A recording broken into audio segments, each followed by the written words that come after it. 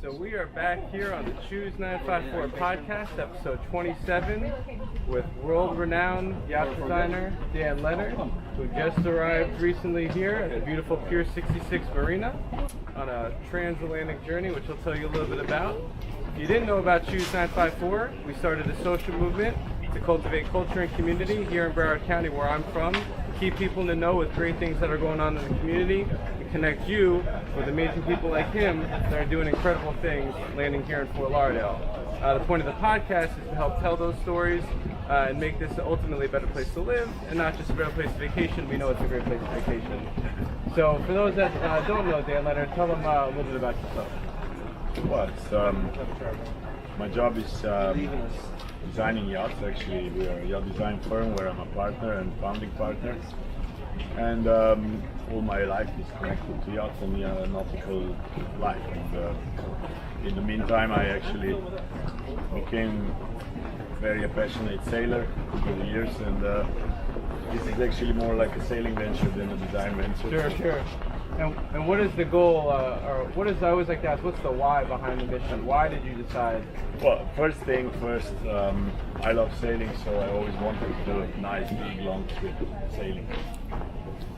Second, I thought sailing needs a little bit of a kick to come back, to be understood back again as it was. Like pure sailing is unlimited way of movement. Sure. I mean, I literally proved it.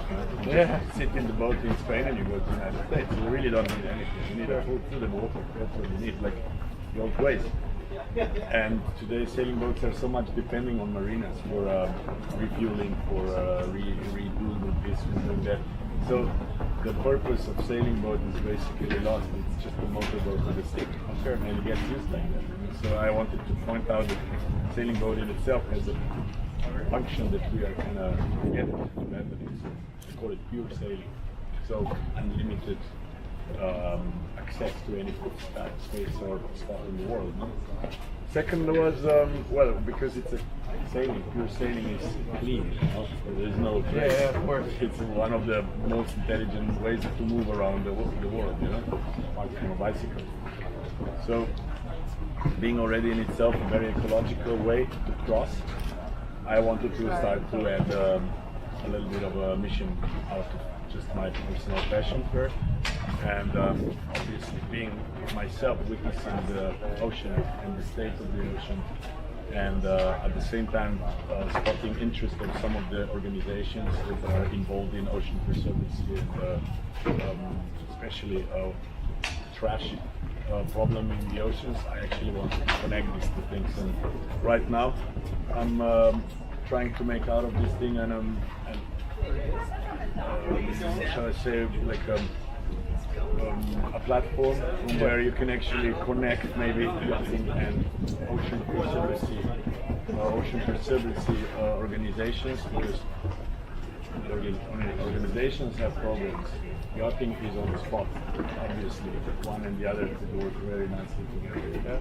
And we all know about all kinds of pollution problems around the world, but we have to grab things that we can immediately start to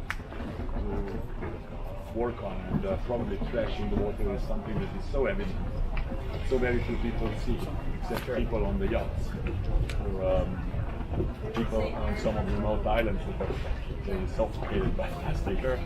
That we, living, I don't know, in a nice place like Fort Lauderdale, we never really have a feeling that it's dirty, because before you get there, open your towel, you already cleaned the beach for you. So you really don't know how it was the night before. Correct. And you should really see it if you don't clean it for several, like 3 months. Sure. Then you will see what's the situation. And we're so quick, so many people, especially in the industry, to take from the ocean, but how often do we give back? And that's what I'm glad we connected on through our Mermaids Artificial Reef Project and awareness campaign, and with Vela Code. Can you speak a little bit about Vela Code and a little bit about what you were raising awareness of specifically on this mission? Well, definitely Vela Code is obviously, Vela in Latin means sail, and in Italian a sail or a sailboat. So code of Vela, so code of sailing, something that would be more like an ethical movement rather than rules of how to sail boats. Right? So I'm trying to build a simple code of behavior of a sailor, because I want to go to the sailing community, into the general yachting community, and expand this behavior, which is not very complicated. You know, for example, it would be very nice, and we can all afford that. If you have a boat, you can afford that. You don't bring a single-use plastic on board. Why? I mean, because it's not that you are throwing it in the water intentionally, but one wind gust blows one bottle here, one bottle there, you know, then there are also irresponsible people that just throw stuff in.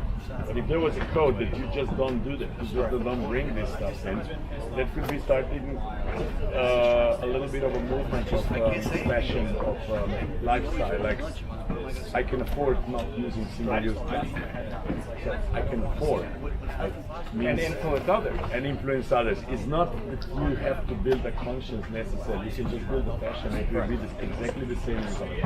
As you know, generally designers and yacht owners are generally influencers in the space, and hopefully we can have a trickle down effect. Obviously, if you are a yacht owner, especially a very nice big yacht owner here, you will host many people to do it. And if it's chartering, a crew can influence a lot of charter owners, charter guests, charter clients.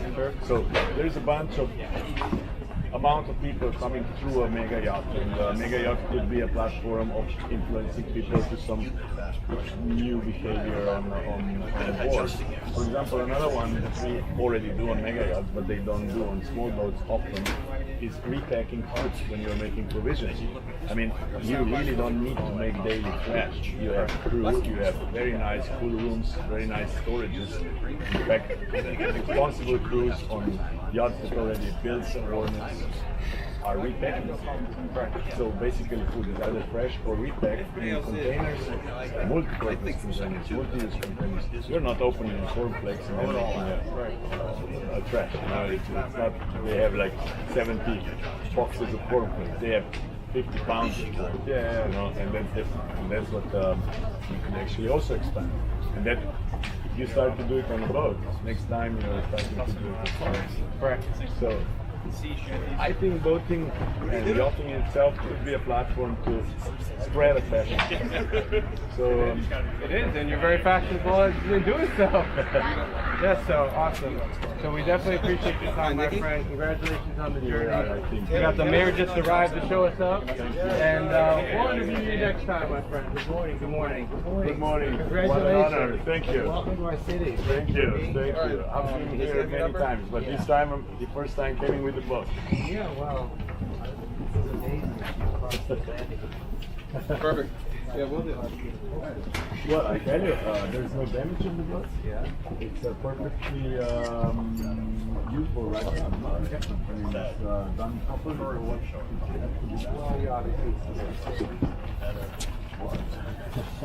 I can't say I'm not right now, because it would be like a fake modesty. You know? Angel was on your shoulder. Yes.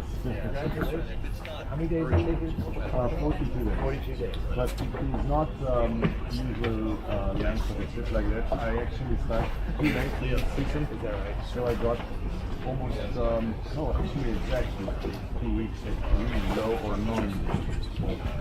So that stopped me quite a lot. That took a lot of time.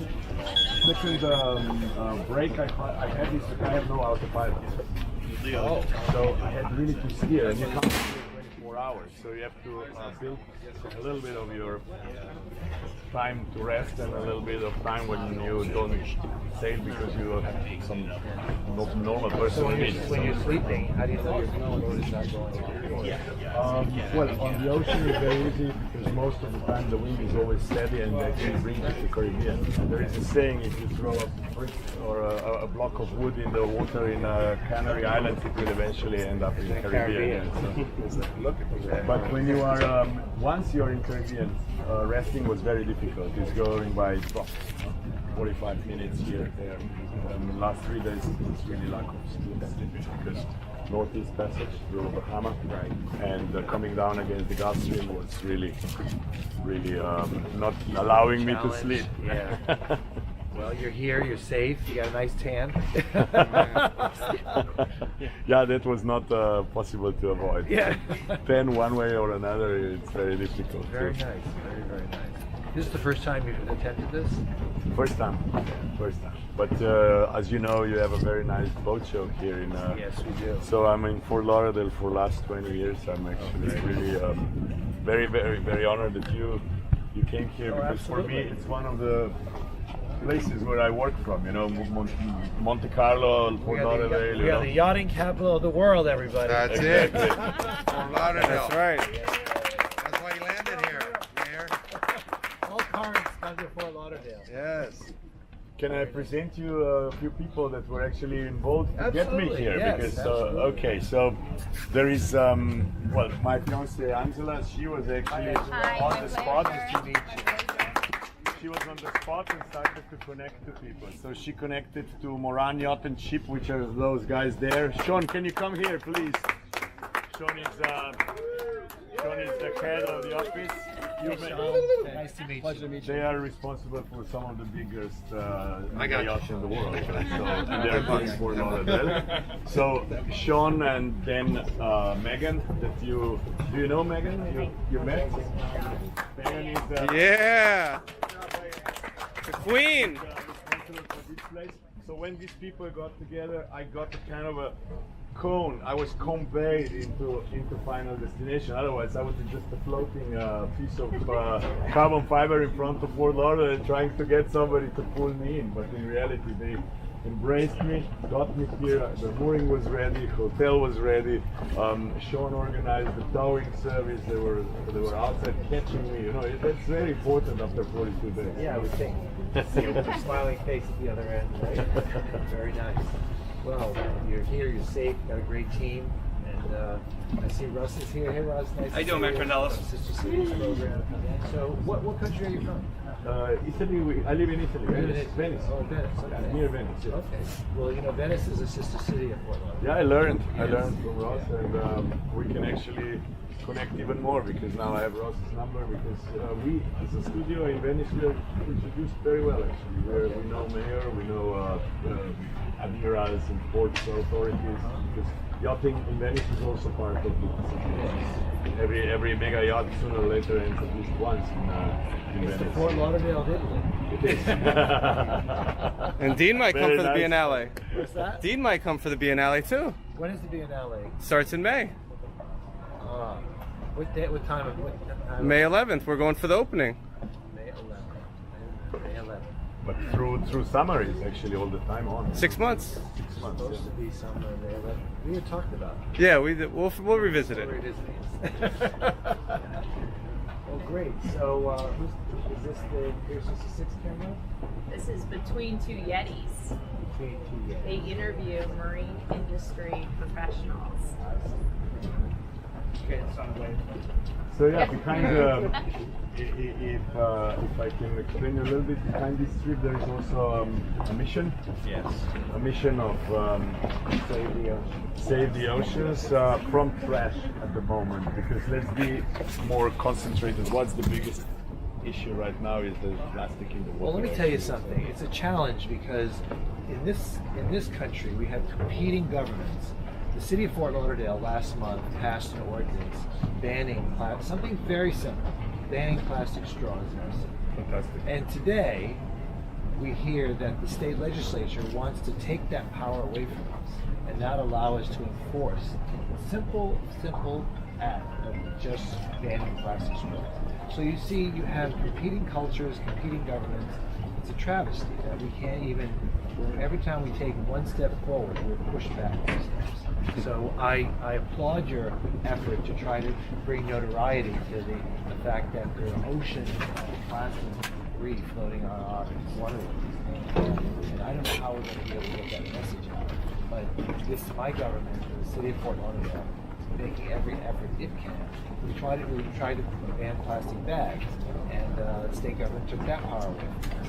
So I'm not quite sure what's in their head because they live and work and play in the same waterways that we do, and we have some of the most polluted waters in the country. We have algae blooms and so forth. Yes, I've seen everything. So it's a travesty.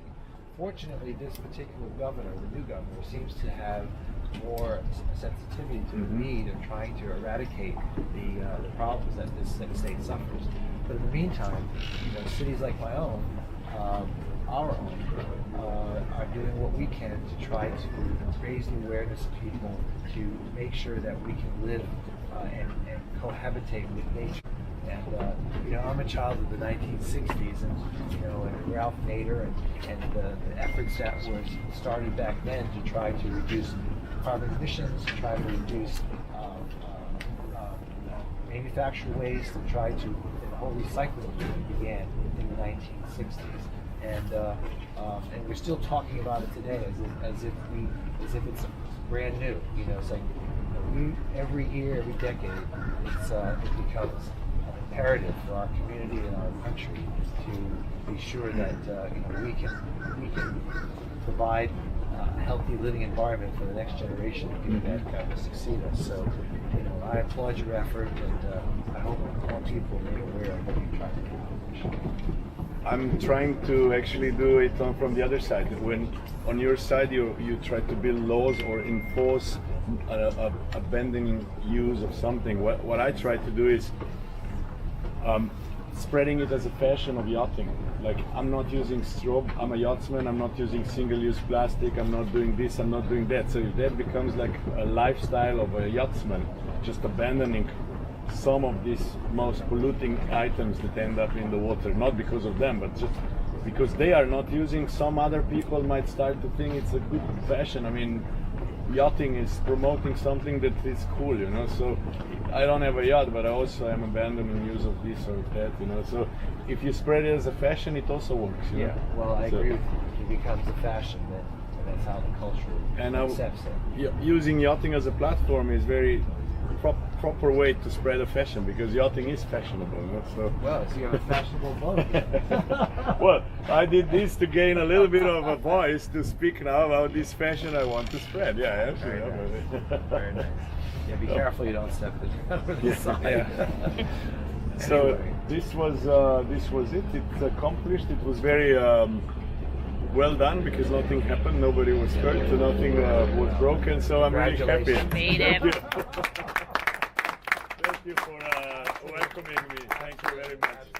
Thank you all for being here today. This is really a great honor for the city to be able to welcome you and the effort and the mission and the message that you're trying to promote. So we're with you, we agree with you, and let's hope we can partner together in the future. I'm not going to accompany you on your next trip. I'm not there yet. So but anyway, we really appreciate you bringing your message to us. Thank you so much. Thank you. You're very welcome. Thank you. Thank you, everybody. Thank you.